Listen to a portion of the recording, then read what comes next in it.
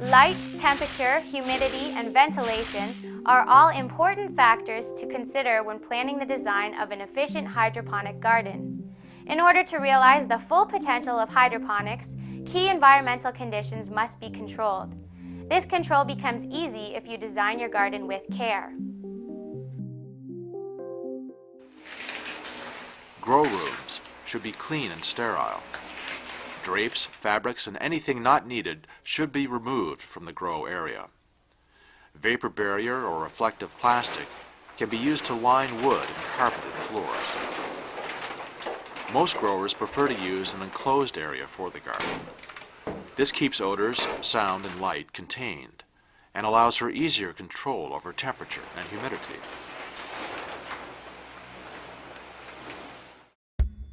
Light is probably the most important factor in crop yield potential. More light means more growth. Common household incandescent and halogen lamps are inappropriate for plants.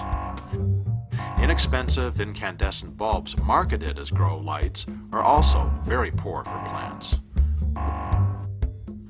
Growers may use fluorescent lights for clones and young seedlings, but using fluorescent light for older plants will greatly inhibit their potential. For vegetative and flowering growth, most growers use HIDs, or high-intensity discharge lamps. Growers use two types of HID, metal halide and high-pressure sodium. Both come in various wattages, typically 400, 600, and 1000 watts. The higher the wattage, the more electricity it consumes, and the brighter the light is. The amount of light to be used should govern the size of the grow room. This chart shows the approximate areas that lamps of different wattages will effectively cover. For example, a 250 watt lamp will cover 5 to 12 square feet, about the area of a small closet. A 1000 watt lamp will cover 20 to 50 square feet, about half the size of a small bedroom. Metal halides emit light similar to that of natural sunlight. This makes them ideal as grow lights. Metal halides are especially good during vegetation. High-pressure sodium lamps emit a visibly yellow-orangish light.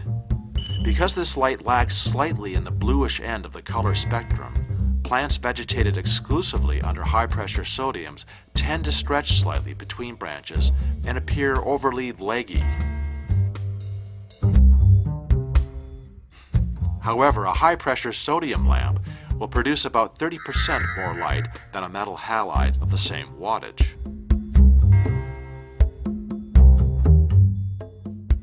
Many growers will mix both types of light. Others use metal halide light for vegetative growth and high-pressure sodium for flowering. If you plan to use only one lamp, most growers will recommend a high-pressure sodium for its superior light output, but either one will do fine on its own. A ballast is part of the HID lamp system, and all HID lamps require one. An HID lamp will not fit into a regular household light socket. Conversion bulbs allow the grower to switch from one bulb type to another, but without having to switch the ballast system. Keep your lights close to your plants. This will ensure the plants receive the most intense, bright light. 400-watt lamps can be kept 12 to 18 inches from the plants, whereas 1000-watt lamps should be kept 18 to 30 inches away. Many growers suspend the lamp and reflective hood on an adjustable cord. As plants grow taller, the lamp is simply raised. Use proper reflective plastic on the inside walls of the grow area, or paint them flat white. This, like using a reflective hood, will help save potentially wasted light by reflecting it back onto the plants. Plants need about 14 to 16 hours of light each day, though that will vary from plant to plant. The length of time that a plant is exposed to light each day is called the photoperiod. For example, if the photoperiod is 15 hours, then that means the plant is exposed to light for 15 hours and darkness for the remaining 9.